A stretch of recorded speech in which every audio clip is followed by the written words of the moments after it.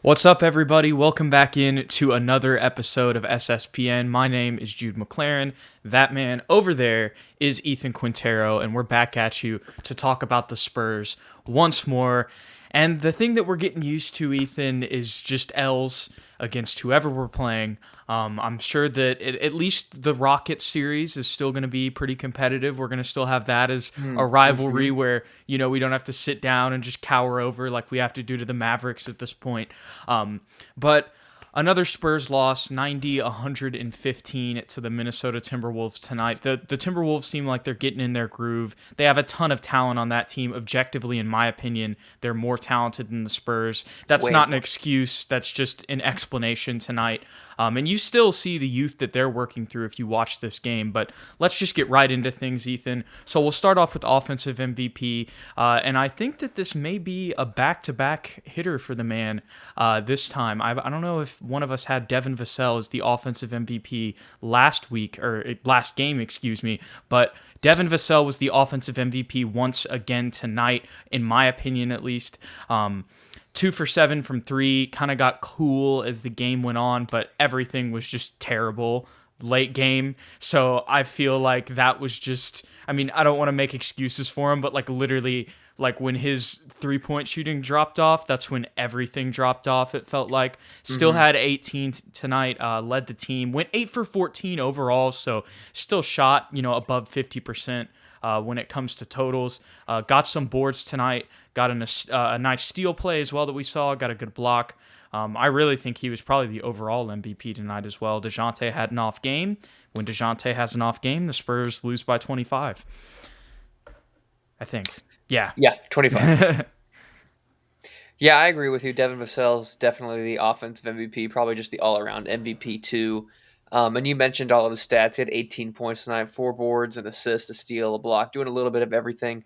But just not looking at this box score, to me, Devin was the MVP because of just his all-out effort. It seemed like, once we kind of started getting beaten down a little bit, especially in that third quarter, fourth quarter type of time, Devin was really still being very aggressive, trying to get to the basket. It seems to me, Jude, that the past few games when we've been losing, Devin's getting super frustrated with maybe himself, but also the rest of the team in general. I don't know if you were picking up on that, but it seems to me like I don't know. He's almost like, guys, we're losing, and it's not going to be because of me. Like, I'm going to do everything I possibly can, and you guys are really letting me down here because I'm trying really hard. I don't know if that's really how he's feeling. That's just the body language I was kind of picking up on. But I've always been a fan of Devin Vassell's aggressiveness when it comes to getting to the rack, and that opens up the rest of his game. Okay, I do understand what you're saying there specifically because I had something written down on this, and I don't want to spoil what I have to get to earlier, but one of the things that I had written down on my game notes every single time we've been watching games, I've been trying to write down thoughts that I have, significant ones, not stupid little ones. And I wrote, not the biggest fan of the Derek, Bryn, Lonnie, Devin, Thad lineup. And then late, it was that same lineup, but you had Keita Bates playing center. So it's I can totally understand how Devin Vassell has that body language when he's in that situation where it's basically garbage time. There's a chance the Spurs could come back, but probably not. And I think that was kind of the mindset of everybody else, other than Trey Jones. I want to give him a little bit of credit. Yeah. But that lineup I was actually referring to, he wasn't in that lineup. But there was that late game Keita Bates lineup that he was in. And we'll talk about Trey Jones a little bit later tonight too. But just going back to Devin, that's basically what he kind of was in that situation. Like what you just described, it kind of felt like that's what was happening when we were watching the game. You saw the steal, the effort, and when he's not on the floor with guys that match that, which really the two guys that I feel like have truly matched that this year, not saying that other guys can't, but it's Jakob Poeltl and DeJounte Murray. And to be honest, he hasn't spent a lot of time on the floor with them. And that may be because he's the only other guy that is really bringing that, so they need him on the floor when they're not, so that way that the effort is there in the first place. So a lot of things going on with the Spurs right now, but I think we're learning a lot about the team. And so I think it's not all bad, but he was definitely the MVP on the offensive side of things tonight. Word. All right, just looking at some comments here, guys. Want to say what's up to Bude. Want to say shout out to my man TSR. Yes, this was a thing. We did see the old Keldon Johnson center lineup. I did want to see that for the memes one day in garbage time against the Rockets, or maybe in real time against the Rockets. Not against the Minnesota Timberwolves tonight. You can see Ethan's face. You might have seen him tweet about it as well. And while we're at it, go ahead and follow us on Twitter if you want to see some good content. Ethan had a funny one tonight, and you could probably relate to him on the Twitter board tonight for sure. Oh, So, man, we got a bunch of people saying trade DeJounte. We will give you Kevin Knox. I think this is a Knicks fan. A 2022 second round pick and a 2023 first rounder. Hey, appreciate it, my guy. But he's one of the few things we got going good for us. So I don't think we're gonna go for that. But there's a lot of overreactions I'm sure that we'll see in Spurs Nation tonight. But getting back a little bit on track to what our whole synopsis is here, we'll talk about the defensive side of the ball. And for the first time in our post games this year, granted we're still pretty early in the season, so this might happen again, Ethan. And that's that we don't have a defensive MVP. We just don't. Nobody really deserved it that much tonight. If you're gonna have to give it to somebody, it would just be DeJounte again. But it's like it was still, even if you evaluate DeJounte from my standards tonight, he even played a little bit subpar, but he had a rough game overall. And I feel like that's just what's going to happen with DeJounte this year. We're going to see DeJounte go for like 6 games playing great. Then he's going to have an off night because his back is hurting from carrying this team. So, but think about it. That's how the season has gone so far. We had the Thunder game and then we had this game. And it's just like he can't get the ball. It's not that he's not shooting high IQ shots. He shot a lot of open threes tonight, just missed them.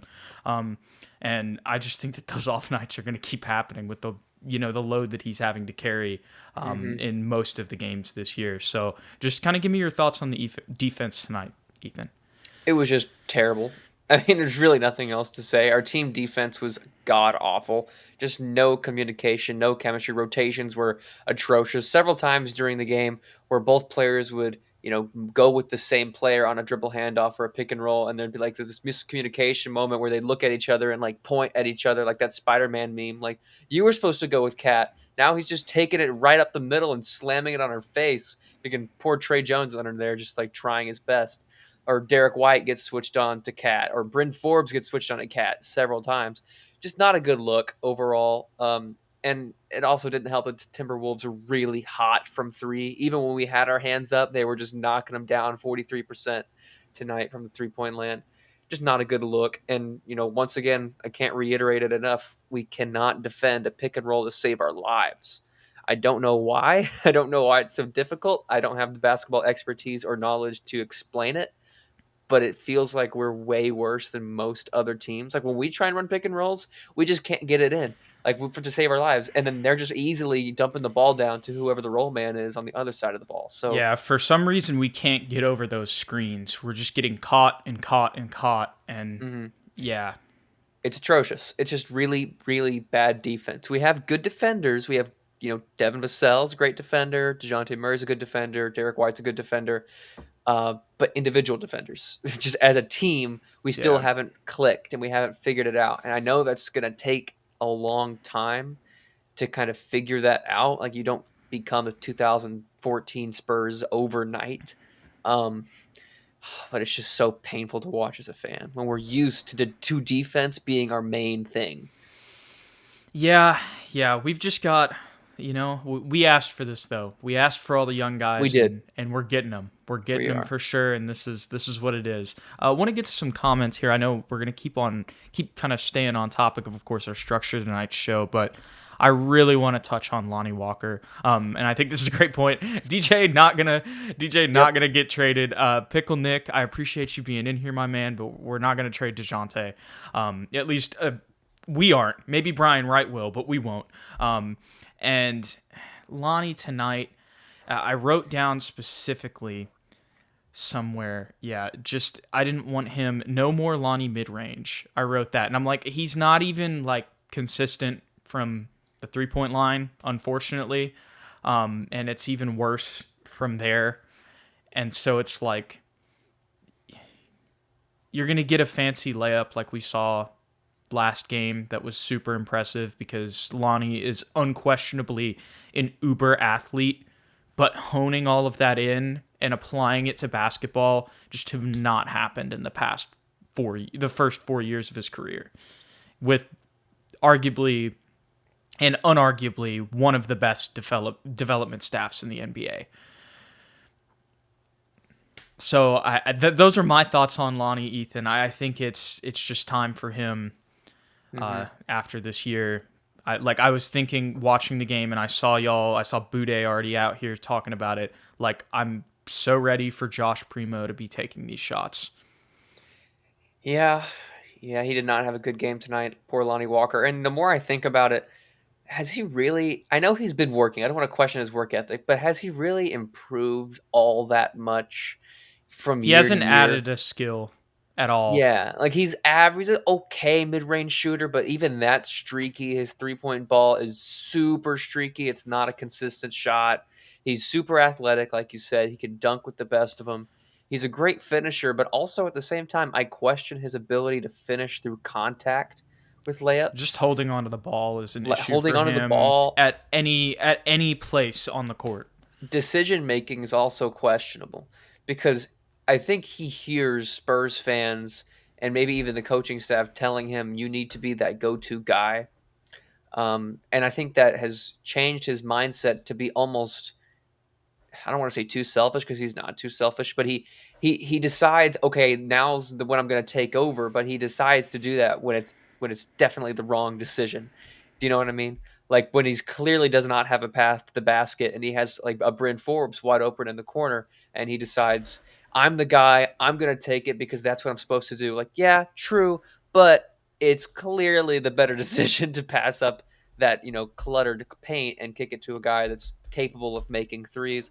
And this happened to him a couple times, unfortunately, as the season's progressed, where there's been somebody with a better shot and he's just kind of not passed up the opportunity and then missed a layup or something or turned the ball over. It's just a never-ending, loop of unfortunate things for We've Lonnie tried Walker. it. We We tried have. it for 4 years. We're gonna give him probably the rest of the year. Like, I'm not. Yes. I'm really cool with that. At the end of the day, like, yeah, it'd be cool if you trade him, but like, why mess up the team chemistry? Just let him walk in free agency. I mean, it would be cool to get like a pick or something out of Lonnie, but it's like any team that, like, why would any team trade for him?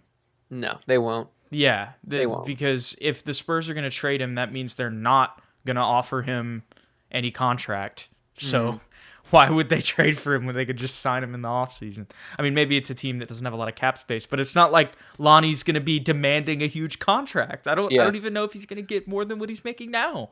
So, Unfortunately for Lonnie, he falls in this weird like in between like limbo stage. Okay, so let's look at his mid range game. It's not better than Devin's. Devin's got a better mid range game. His 3-point ball, it's not better than Devin's. It's not better than Bryn's. His passing ability, is he a good playmaker? I wouldn't say he's better than Trey Jones. no. Honestly, I don't know if I'd say he's better than Devin Vassell as a playmaker at this point. Yeah. You know what I mean? So I like agree with everything, that. yeah. So it's like where does he fit? Because if he's not going to knock down spot up shoot threes like he didn't do tonight, 1 of 10, then he's basically non-existent, unfortunately. Yep. Yep. And, maybe that's the reason why you drafted basically 2 guards this year. Yeah, Wieskamp also in the second round. I know Wieskamp is kind of like Devin, where he can play like 2 through 4, but yeah, maybe that was the reason why. We'll have to see. The good news is you got depth there, that can kind of already do what Lonnie, we need Lonnie to do. Like, yeah. we know Wieskamp can come in and hit a 3 even if he gets abused defensively, which would, do more for the team right now, unfortunately, than all the stuff that Lonnie is attempting to do. It's just sad. It is just really sad. Yeah. But let's get to some positives and let's talk about some unsung heroes. I think that our boy is going to make this is definitely going to be a double hitter. And that's with Trey Jones. You just alluded to it there with your head nod, so I'm going to let you take it, Ethan. What did you see from Trey Jones tonight?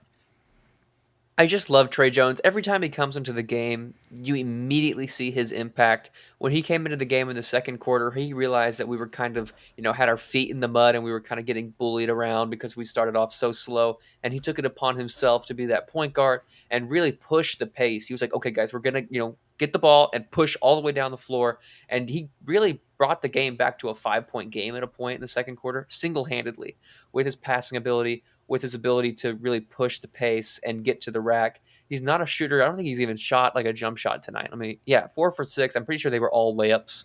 Um, He had like a little like leaning back like floater thing, like yes, kind yes, of yeah. near the elbow, but still in the paint.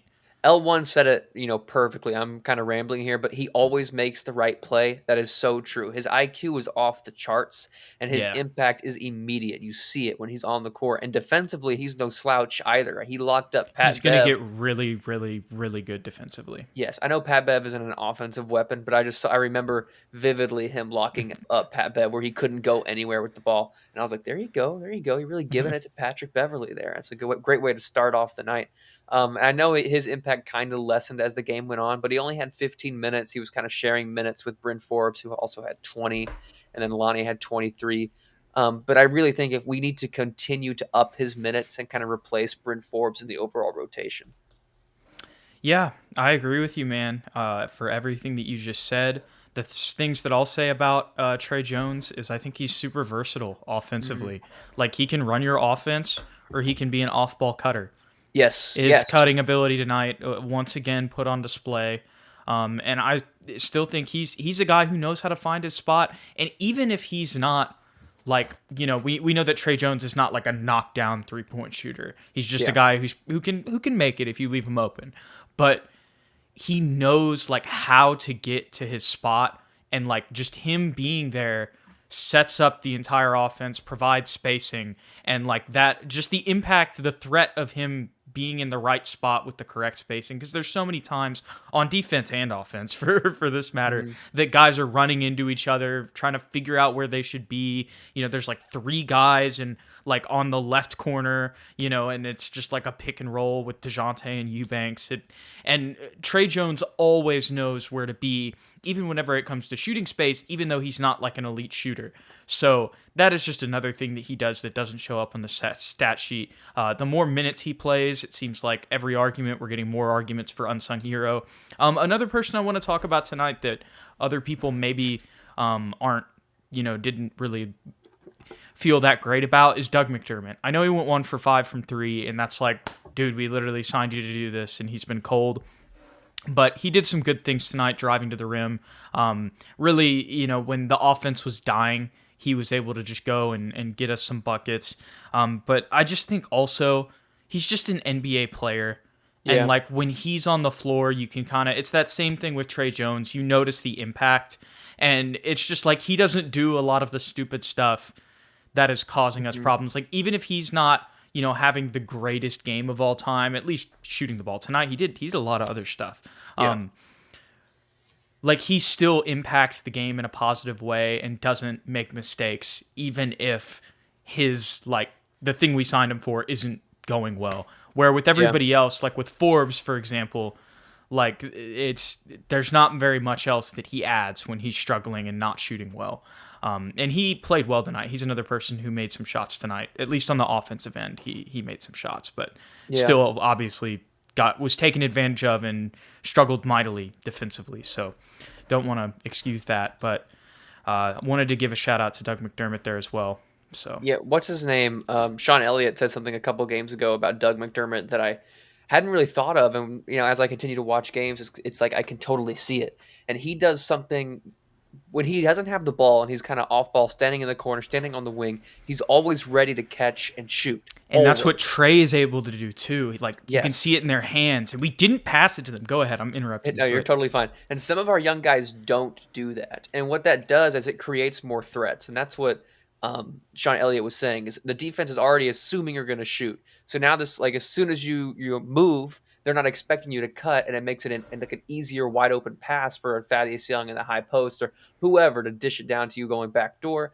And same thing if you catch the ball and you're already in that shooting position, they're going to move up on you because they think you're going to shoot. That opens up another driving lane. You know what I mean? And like guys like Lonnie Walker, unfortunately, he catches it and he kind of just catches it. You know, his feet aren't set. He's not in a shooting position. They know he's probably going He to catches it, pump then fake. decides what to do. Exactly. And that's some things that our young guys need to improve on so we can kind of create some more threats and our offense isn't so predictable. Yeah, absolutely. All right. So at the end of the game, we usually do some sections where we say, hey, like, what's one thing we did well? What's something we can do better moving forward? For this one, I was like, hey, let's just do a like what we liked, what we didn't like section. I realized in my entire game notes, I don't have a single thing written down that I liked. Other than, Devin Vassell playing well offensively. We can say that. Keldon hit a 3. I think he might have hit 2. That's good.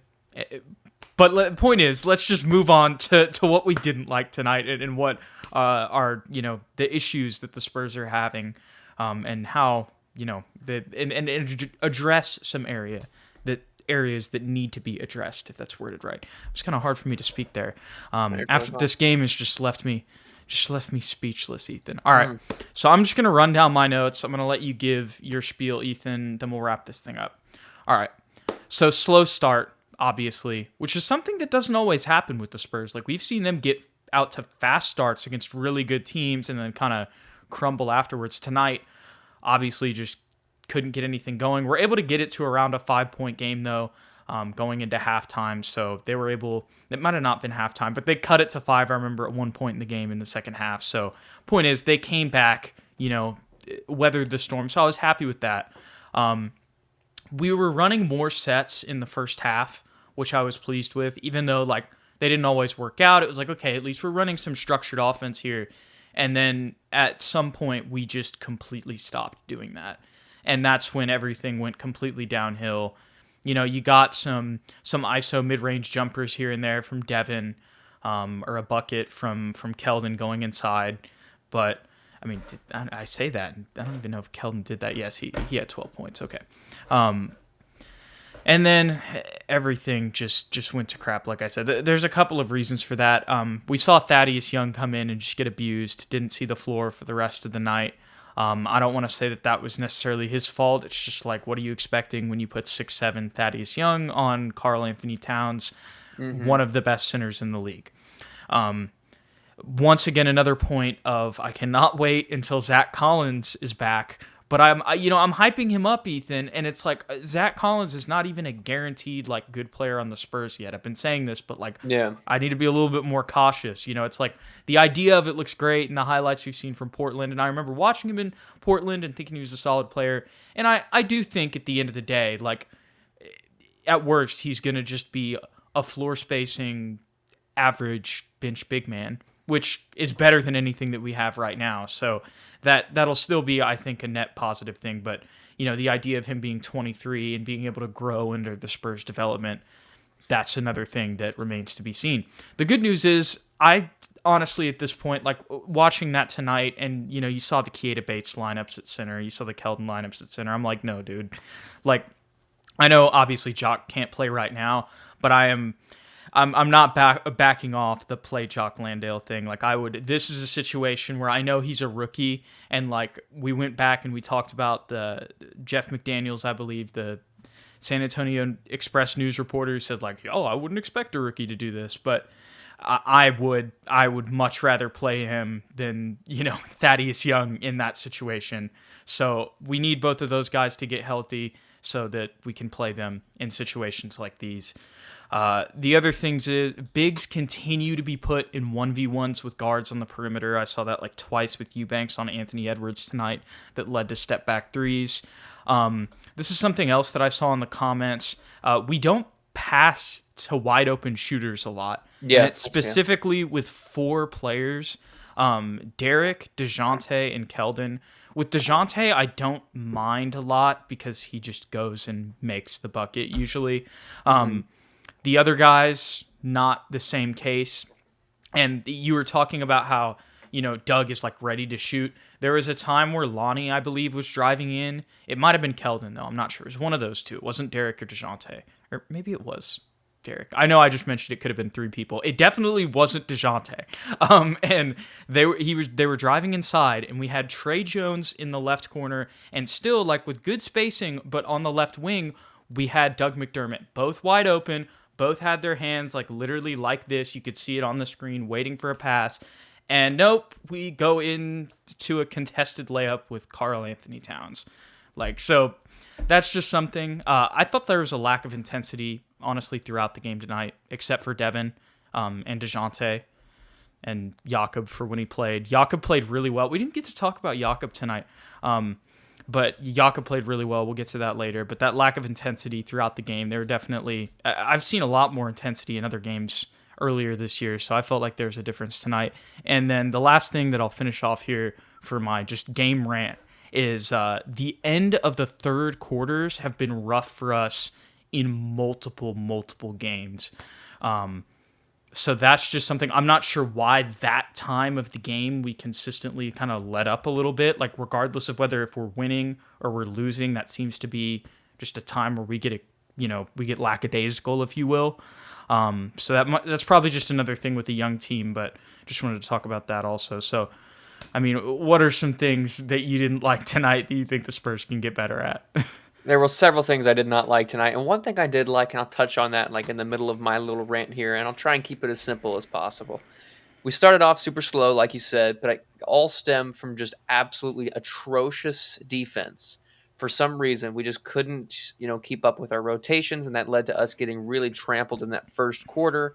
And that bad defense led to what? Low energy. And for the rest of the game, we were pretty much always low energy. Somebody alluded to it in the comments. We really weren't closing out with that same intensity that we normally were on jump shooters and things like that kind of lead to young teams kind of fall into these holes. And unfortunately, we did that tonight. And that low energy led to the T-Wolves kind of getting a little bit lazy in that second quarter. They thought, oh, the Spurs will just kind of go away. But Trey Jones, they probably didn't plan for Trey Jones to come in like he did, be that spark plug like we talked about. And those are the two things, their laziness and Trey Jones really brought us back into the game. But otherwise, we probably didn't deserve to keep it that close. We really played a pretty bad game overall. And in the second half, that proved true because the T-Wolves just came out and stomped us again. And one of those main reasons, as you just pulled up Tito's comments, was we cannot shoot the basketball. We are just not a good three-point shooting team. As much as we would love to say that we were, we went out, we got, Dougie McBuckets, we went out, we got Bryn Forbes. We're still not a good three-point shooting team. And the best evidence of that is that Keldon Johnson, like TSR was saying earlier, has turned into our most efficient three-point scorer over the past couple games, other than Devin. I know he was 2 for 7 tonight, but I'd rather Devin shoot the three, but I can't argue with the stats. KJ is turning into a little bit better of a three-point shooter as of late. But the one thing I did like from this game was the Trey Jones, Doug McDermott combo. That was actually really nice. They had a really nice repertoire together. And I think the 2 threes, or the 1 Their 3 that Doug off-ball McDermott movement hit. Yeah, the 1 3 elite. that he hit was a transition 3 with a great pass from Trey Jones, who was pushing it in transition, unlike some of our other guys who tend to kind of, dribble up fast at first and then kind of like look around all scared and hesitate and then kind of fade off to the wing. Trey Jones is really just attacking the paint to get to the rim and kick out to wide open shooters, which is exactly what we need our point guard to do. So I like that combo. I know we just made a video of Devin Vassell needs to start video. And the more I think about it, TSR said it, he thinks that, what's his name? Doug McDermott needs to come off the bench as a backup small forward more than a starting 4. The more I think about it, the more I like it, especially if we're going to give Trey Jones the reins on that bench unit instead of Bryn Forbes. That could be a really deadly combo if it continues to show itself like it did tonight. Yeah. There's some positives for us from Ethan. Like I said, the honestly my favorite play, even though it was upsetting, was seeing like, okay, hey, this was a set offense. We had a drive to the rim, and it wasn't just a simplistic drive and kick. Like, it was set up, it was thought out, and it was foolproof to where like you were gonna get 2 shooters who were in position and ready to catch and shoot. And still, couldn't get anything, but you love to see the off-ball movement from both of those guys, and it definitely has an impact that does not show up on the stat sheet. But it's been consistent this year throughout the Spurs season that we've kind of come in and we've had consistent things that we've talked about whether it's size, missing shots, a lack of play calling in an offense, or a lack of effort sometimes, if we want to go back to Luka Samanic in the preseason. But we're still here, and we're still always going to be here. And did you press that? I did. Okay, I did. you did press I it. really liked what he said. I was going to let you finish, but Okay. I was actually about to wrap up the episode, so okay. You go ahead and address this. No worries, no worries. White Dog, I haven't seen him in here before, but this is a really smart observation. So true. Because we don't have that superstar, a lot of our guys can't get open. Like, DJ's our only one that can attract a second defender. And when he's not playing well, you're right, we're absolutely doomed. Because those defenders know we just don't leave Bryn Forbes. Just don't leave him. Don't leave Doug McDermott. Why would we? And it's working. I'm really glad you brought that up, because honestly, that was probably the simplest explanation for tonight's game and things going forward, because I mean, DJ's not even really going to demand that, but like, they can still double team him if they want to. Yeah. You know what I mean? If they really, like, everybody knows that the cat's out of the bag. They know about what the Spurs team is. And it's interesting because on every broadcast, and I'll end with this, on every broadcast, it seems like every team or broadcasters go out of their way to say, like, look, we're probably going to beat them tonight, but like, this is a good team. Like, yeah, I know. And that's like what everybody is kind of saying. So, because of that, people, like, they respect us enough to where they're going to game plan for us, and vets are going to take us seriously, which is a problem, because it's like, that's surprising teams is how we would take advantage of them if you kind of go to like the preseason storyline, and we're not going to surprise anybody. So I think the young guys are dealing with that. And hey, this is a great point. SA lost, but Austin got the win. So is it really an L? Is it an L when Josh Primo scores? Let's pause. Momentary pause. 10 seconds for station identification. Just 10 seconds for station. Can I even get to the G League on here? For suspense. All right. You know what? Just since we're already this deep, I'm going to go ahead and do an Austin Spurs box score breakdown. All right. Never mind. I'm just going to read you Josh Primo's stats. All right. So our guy had 4 blocks, 2 steals, 3 assists, and 11 points. Didn't shoot that great. 5 for 11, 1 for 4 from 3, but still found other ways to contribute. We like to see it. That's more than Lonnie. But our man Wheezy F Bucket, 22, 8 for 14, 3 for 7 from 3, and had 5 boards as well. And Deontay Kaycock, just because I'm up here, my man had 16 and 17 tonight. So two-way guys doing well for the Spurs, but definitely, even when Primo didn't have the greatest game, still was able to find some areas to contribute. Like my man Renee says, 4 blocks, nice. That's really good. And Wieskamp found a way to get some buckets tonight as well. So you love to see it from the Austin Spurs guys. I think that's a good positive note to end off today's show. So we're going to go ahead and end it right there. I've been Jude McLaren. Wait, where's my... Other way. I'm here. Come on. How do I do this? I'm trying so hard. I can't. Okay, there we go. That's Ethan Quintero, and we'll see you guys next time.